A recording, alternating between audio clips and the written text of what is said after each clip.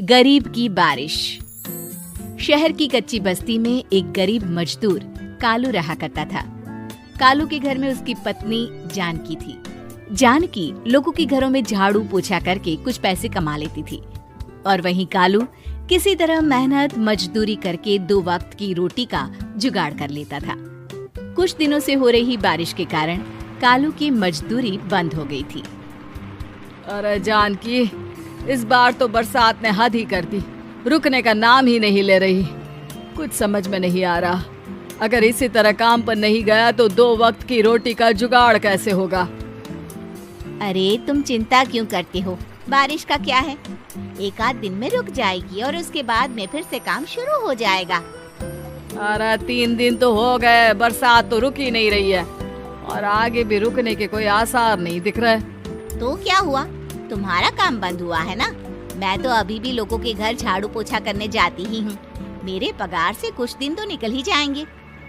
अरे घर का खर्चा तो हम किसी तरह चला लेंगे जानकी, लेकिन ये जो छत टपक रही है इसका क्या करेंगे? ये बात तो आपकी सही है। हमारी झोपड़ी अब काफी पुरानी हो चुकी है और इसके छप्पर में भी कई सारे छेद हो गए हैं। रात भर पानी टपकता रहता है।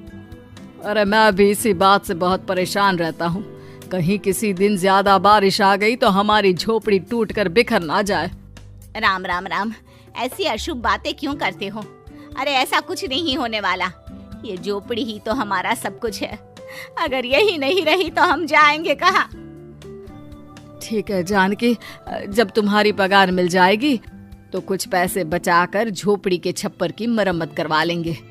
शायद हमारी परेशानी कुछ कम हो जाए। ठीक है जी, अब ना ज्यादा परेशान मत हो। ये लो, खाना खा लो और सो जाओ, सुबह मुझे भी जल्दी काम पर जाना है। जानकी और कालू अपनी झोपड़ी में सो गए। रात को अचानक से बहुत तेज बारिश शुरू हो गई। धीरे धीरे बारिश का पानी कालू की बस्ती में भरने लगा। पानी भरते भरते झोपड़ी के बाहर तक पहुंच गया था।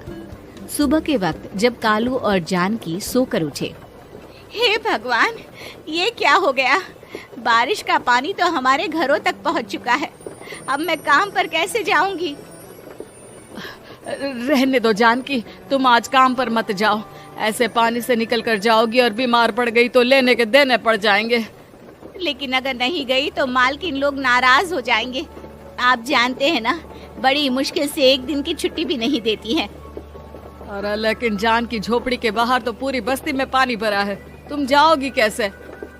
जानकी जैसे तैसे करके काम पर चली जाती है, लेकिन अगले दिन फिर से बहुत ज्यादा बारिश होती है और बस्ती में ज्यादा पानी भर जाता है। आज तो मैं तुम्हें किसी भी तरह काम पर नहीं जाने दूंगा। अरे अगर तुम्हें कुछ हो गया तो क्या होगा? ठीक है, तुम ठीक ही कहते हो, आज नहीं जाती। अगर मालकिन नाराज हो गई तो मना लूंगी किसी तरह। अरे मनाने वाली क्या बात है, जब तुम बताओगी कि हमारी झोपड़ी में पानी भर गया है तो वो खुद ही समझ जाएंगे ना। अगले 2 दिन तक तेज बारिश होने की वजह से जानकी, कालू और आसपास की बस्ती में रहने वाले सभी लोगों के घरों में पानी भर जाता है, जिसकी वजह से जानकी काम पर नहीं जा पाती। और 3 दिन के बाद जैसे ही जानकी काम पर पहुंचती है, कहाँ थी तुम? पिछले 3 दिनों से काम पर क्यों नहीं आई? मेम साहब, क्या बताऊं, इतनी ज्यादा बारिश हो रही थी, हमारी पूरी बस्ती में पानी भर गया है और उससे भी ज्यादा तो मेरी झोपड़ी के अंदर पानी भर गया। आप ही बताइए कैसे आती मैं? इसका मतलब ये हुआ कि बारिश होगी तो तुम काम पर नहीं आओगी? ना ना, मेरे कहने का ये मतलब नहीं था मेम साहब।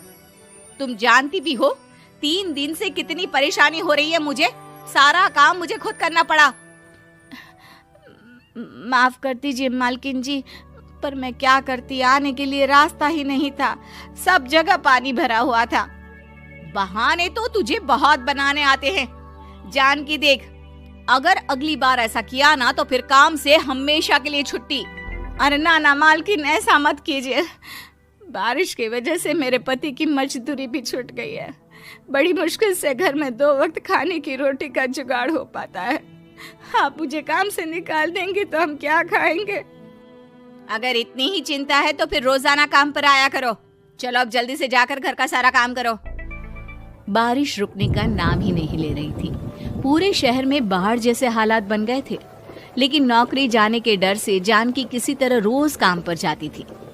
एक दिन जब जानकी काम करके अपने घर लौट आई तो अचानक उसकी बस्ती में कुछ लोगों का शोर सुनाई दिया। अरे लगता है बाहर कुछ हुआ है, मैं जाकर देखता हूँ। हाँ हाँ, पता तो कीजिए, ये बस्ती में लोग इतना शोर क्यों कर रहे हैं। बाहर जाकर कालू ने एक आदमी से पूछा, अरे क्या हुआ भाई, इतना शोर क्यों मचा रहा है? अरे क्या बताए भैया, अपनी बस्ती के बाहर एक पुल टूट गया है और वहाँ पर एक कार फंसी है। थोड़ी देर में अगर किसी ने नहीं बचाया ना तो वो कार पानी में बह जाएगी। हाँ? ये क्या कह रहे हो भैया, कार के अंदर कोई है क्या? हाँ, कोई औरत बैठी है, अकेली है, बहुत रो रही है बेचारी, मदद के लिए बुला रही है। अरे तो हमें जाकर उनकी मदद करनी चाहिए ना। अरे लेकिन इसमें बहुत खतरा है, हमें अपने आप को बचाना चाहिए। पानी कभी भी हमारी बस्ती की तरफ आ सकता है। अरे तुम्हें नहीं चलना तो मत चलो, लेकिन मैं तो जाकर उस औरत की मदद जरूर करूंगा। कालू उस जगह पर पहुंचता है जहां वो औरत कार में फंसी हुई थी। वहां पर पानी का बहाव बहुत तेज था और सारा पानी कालू की बस्ती की तरफ ही आ रहा था। कालू ने एक बड़ी सी रस्सी को पेड़ से बांध दिया और दूसरे सिरे को कार की तरफ फेंक दिया और उस औरत को रस्सी के सहारे बाहर आने के लिए कहा। तभी वहां जानकी भी दौड़ती हुई आई। अरे ये तो मेरी मालकिन है, जिनके यहाँ मैं काम करने जाती हूँ। अरे मैडम जी, आप डरिएगा मत, आपको कुछ नहीं होगा। आपकी गाड़ी को भी मैंने रस्सी से बांध दिया है। थोड़ी देर में पानी का बहाव कम हो जाएगा, फिर हम आपकी कार को भी बाहर निकाल लेंगे। क्या तुम जानकी के पति हो? हाँ हाँ, जानकी मेरी ही पत्नी है, आपके यहाँ काम करती है ना। लेकिन मेम साहब, आप यहाँ पानी में कैसे फंस गई? अब क्या बताऊं, मैं अपनी सहेलियों के साथ पिकनिक पर गई थी, वहीं से लौट रही थी। अचानक पानी का बहाव तेज हो गया और मेरी गाड़ी फंस गई। अरे कोई बात नहीं मालकिन, अब ना आप बिल्कुल सुरक्षित हैं। मैं तो बहुत बुरी तरह डर गई थी, कब से मदद के लिए चिल्ला रही थी, लेकिन कोई मेरी मदद के लिए नहीं आया। भला हो तुम्हारा पति का जिसने मेरी जान बचा ली। लेकिन जानकी, मैंने तुम्हारे साथ बहुत गलत व्यवहार किया। इतने खराब मौसम और बाढ़ में भी तुम्हें काम पर आने के लिए कहा, नौकरी से निकालने की धमकी भी दी, और तुमने मेरी जान बचाई। मुझे माफ कर दो। अरे कोई बात नहीं मालकिन, आपकी जान बचाना तो हमारा धर्म था। देखो जानकी, तुम्हारी झोपड़ी में जो भी नुकसान हुआ है उसके लिए मैं तुम्हें पैसे दूंगी। आज तुम्हारे पति ने मेरी जान बचाई है और आज के बाद मैं तुम्हें कभी भी नौकरी से निकालने की धमकी नहीं दूंगी। आज मैं तुम्हारी परेशानी को अच्छी तरह समझ चुकी हूँ। हम जैसे पैसे वाले लोगों के लिए अपने घर में बैठकर बारिश का मजा लेना बहुत आसान है, लेकिन तुम गरीब लोगों के लिए बाढ़ और बारिश काफी परेशानी खड़ी कर देते हैं। ये बात मुझे आज अच्छी तरह समझ आ गई है। आपका बहुत